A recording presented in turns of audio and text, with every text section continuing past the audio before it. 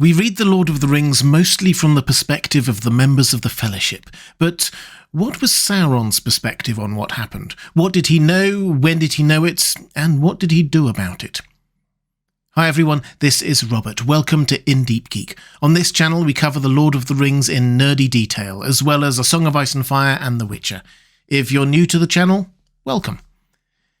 Reading The Lord of the Rings with an eye to Sauron's perspective is a sobering business. Sauron is not just a two-dimensional bad guy. There's a lot going on there, and you can't fully understand his actions in the story without understanding a bit about his background and what he'd been doing before the story started.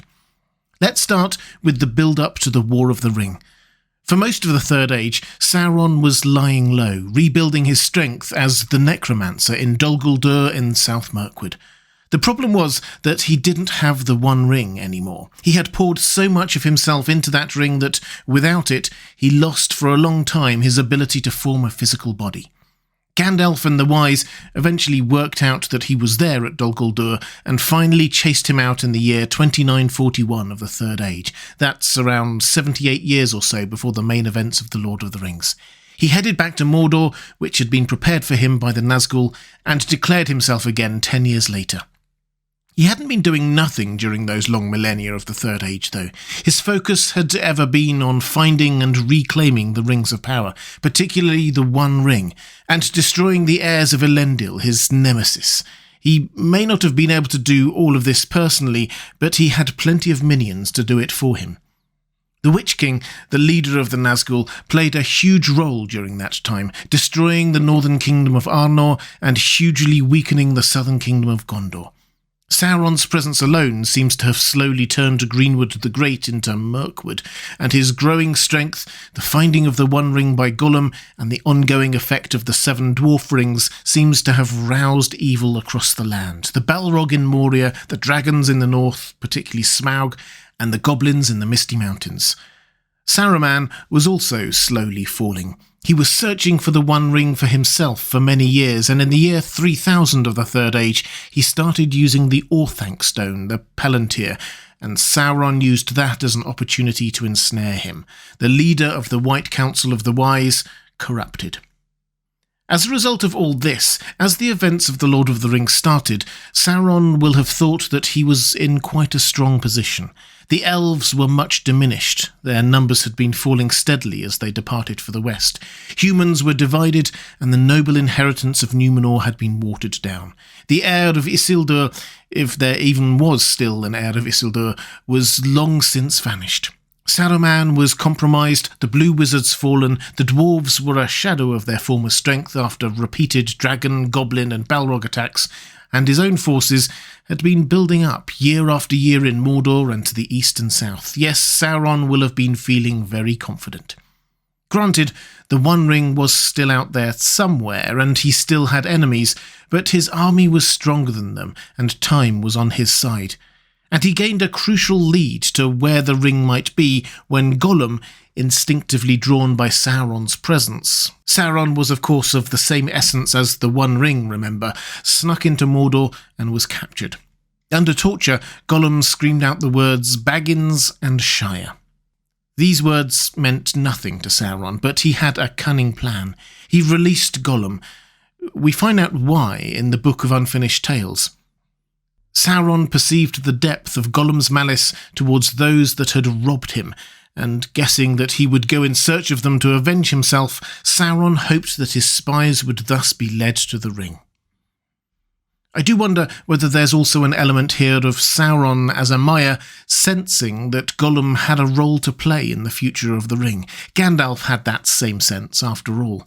Sauron may not have known that Gollum would accidentally fall into the cracks of doom while holding the ring, but he did know that Gollum would never give up trying to get the ring, and would never intentionally destroy it.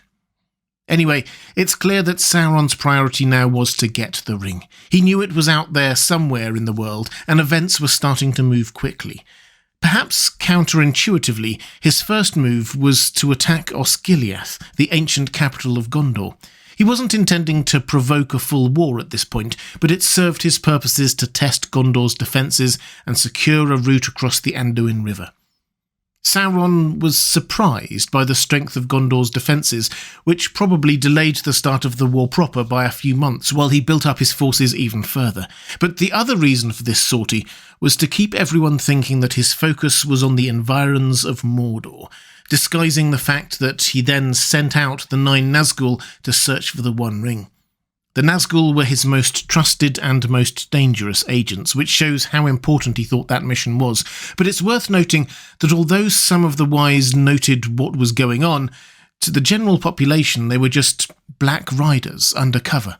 This was a secret mission. To be fair to the Nazgul, they were pretty effective in this mission. There's an argument that if they had been sent just a day earlier, they would have succeeded. That's how close they got. En route to the Shire, they also managed to discover that Saruman was not as loyal to Sauron as he pretended, and on the 23rd of September 3018, they discovered and entered the Shire itself.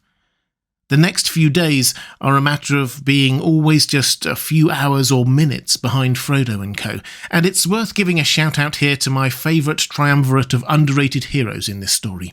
Farmer Maggot, Fredegar Bolger and Barliman Butterbur, who, each in their own ways, told the Nazgul to be off to their face. They each deserve a medal. Sauron, it should be said, didn't know anything about this at the time. Contrary to what you may think, he seems not to have been in constant telepathic communication with them. Indeed, he resorted to sending a messenger to them at one point. But the Nazgul were doing a reasonable job.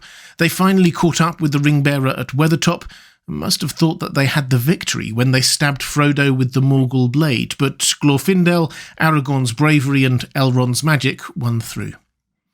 The Black Riders were washed away, and at an unknown date later they arrived back at Mordor and reported to Sauron. This left Sauron with a big strategic decision to make. He knew the One Ring had arrived in Rivendell and that it had been in the possession of the Hobbit, but now who knew where it was? Tolkien is really perceptive in his character-driven narrative here. Sauron was always convinced that our heroes would try to use his ring against him. Why wouldn't they? It was so powerful. The idea that they might want to destroy it never really crossed his mind. Sauron simply couldn't conceptualize someone not wanting to take power when it was within their grasp. So Sauron's focus was on preventing them using it against him, rather than preventing them from destroying it. Anyway, the Fellowship set out from Rivendell a couple of months later. There's a hint that Sauron may have been behind the snowstorm when the Fellowship tried to cross the Misty Mountains. I know the movies were clear it was Saruman, but the books suggest it was either Sauron or the anthropomorphized mountain Caradhras. Personally, I do like the idea that it was Sauron. Gandalf definitely thinks it is possible, and it would make strategic sense for him to cut off the west of Middle-earth from the east, buying himself some time. Although, on a more practical level, the Fellowship trying to cross a high mountain range in mid-January, that's asking for trouble. But during this time, Sauron doesn't know where the ring is exactly. It got to Rivendell, that much he does know, and then what? He is convinced that anyone who got their hands on it would try to use it against him, and he has learned that his erstwhile ally Saruman is not quite as loyal as he had thought, so what does he do?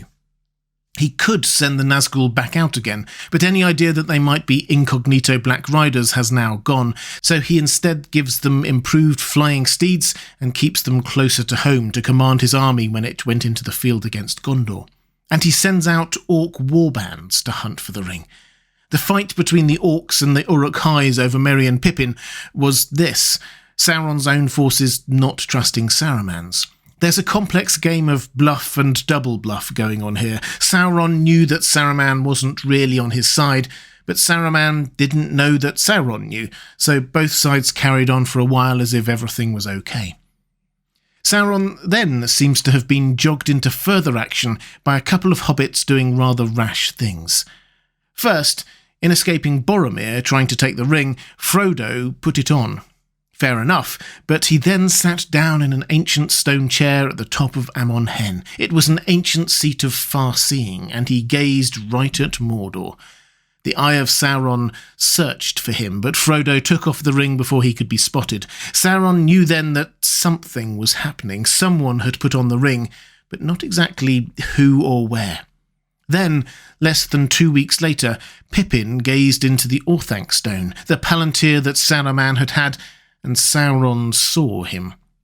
Sauron knew that a hobbit had the One Ring, and knew that Saruman was searching for the One Ring, and now he saw a hobbit at Orthanc, so the logical conclusion was that Pippin was the ring-bearer, or was a prisoner of Saruman, who now had the One Ring himself. A day later, Aragorn used the same Orthanc stone, and as before, Sauron was on the other end of the line. The two of them had a battle of wills, and Aragorn revealed his identity to Sauron, showing him Elendil's sword that had cut the One Ring from Sauron 3 millennia earlier, and was now reforged. The meaning was clear. In Isildur's hands, that sword had defeated him. Now Aragorn had had it reforged so it could be used again. To Sauron, this was tantamount to a declaration of war. Sauron now will have been desperately trying to put these pieces of the jigsaw together. A hobbit had the ring. He was at Orthanc, and so was Isildur's heir, who was now out of the blue challenging him. Surely this meant that the One Ring was now with Aragorn, Isildur's heir, and Aragorn's show of bravado suggested that he was already falling into the ring's power. The logical place for Aragorn to go if he did want to challenge Sauron was Minas Tirith, the capital and main stronghold of Gondor, and sure enough, he did go there. Sauron was not the kind of person to just sit around and wait for his enemies to get into position, though. He set to strike immediately. The attack was no rushed offensive, though. It had been years in the planning. In particular, Sauron had sought to undermine Gondor's defences by weakening Denethor's resolve through the Palantiri, showing him quite how unopposable Mordor's forces were. That's why Denethor took his own life as the siege was starting. Sauron had made him think that victory was impossible. But for the arrival of our heroes, Gondor would have been thrown into disarray and despair by the untimely death of its leader. March the 10th was the dawnless day. Darkness had spread from Mordor, the Black Gate opened, and the Witch King of Angmar led forth the Morgul host. Elsewhere, armies attacked Lothlorien, Mirkwood and Rohan to keep Gondor's potential allies busy. He sent forces to seize the crossings over the Anduin, and another to guard the main road from Rohan to Gondor. The Corsairs of Umber were raiding the south coast of Gondor as well, preventing Minas Tirith from calling all its banners. Sauron was taking no chances. The Battle of the Pelennor Fields itself was a pretty close-run thing. With the help of Grond, the great battering ram, and fronted by the Witch King, Sauron's forces breached Minas Tirith's walls within hours.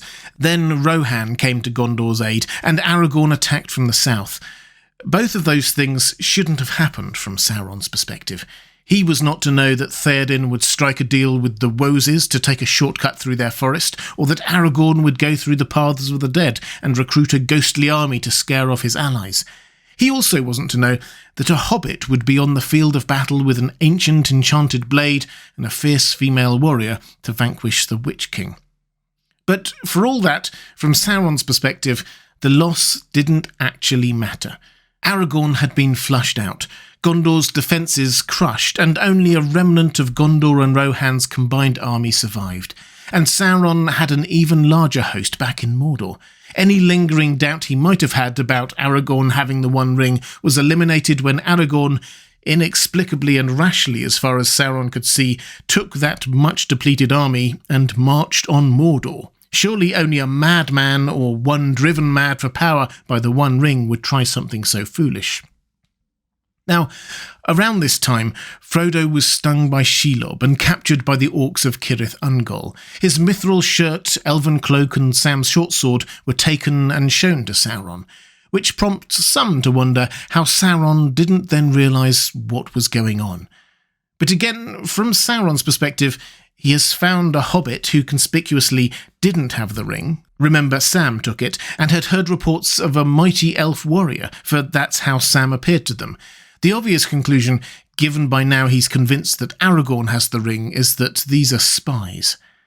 Anyway, Aragorn soon has his attention by marching on Mordor. As far as Sauron is concerned now, this is just a matter of defeating that army, reclaiming the One Ring from Aragorn's dead body, and all Middle-earth would be at his mercy. He tries a little diplomacy before the end, sending the mouth of Sauron to try to persuade Aragorn to just give up. But he didn't care whether it worked or not. Aragorn's force was outnumbered 10-1. The climax of The Lord of the Rings feels therefore like grasping victory from the jaws of defeat. Gandalf and Aragorn were very clear that they were probably riding to their deaths, but for Sauron it was the other way around. As his forces surrounded Aragorn's, he will have felt that victory was finally his after 3,000 years of waiting and planning. The heirs of Elendil will be finally vanquished, and the ring his once more. Sauron will have been savouring his victory. Sending the mouth of Sauron out was surely as much about gloating and taunting as it was trying to give Aragorn a way out of a battle he would surely lose. Sauron was toying with his enemy. And then he senses the ring being put on in Mount Doom, and everything changes. He issues a last-gasp order to the Nazgul to fly back and help. They wheel around on their fell beasts and make for Orodruin, but it is too late. Panic, fear, desperation, and then finally destruction. For just a few moments or minutes before the ring was destroyed, Sauron knew that he had been wrong. Not everyone would want to use the ring for their own power and glory. Yes, Frodo succumbed at the very, very end, but he and Sam made it that far, and fate or providence or the intervention of Uru himself did the rest. Some people are capable of selfless and purely good acts. It wasn't just Sauron who fell. It was his entire worldview. Hope and love and care and friendship can triumph over evil, however powerful it may seem at the time. If you'd like to see more videos diving deep into the world of The Lord of the Rings, there's a playlist on the left of your screen now. Or to support this channel, the best way to do that is via my Patreon page. There's a link appearing now on the right of your screen. That's all for this time. Thanks for watching. I'll see you again soon.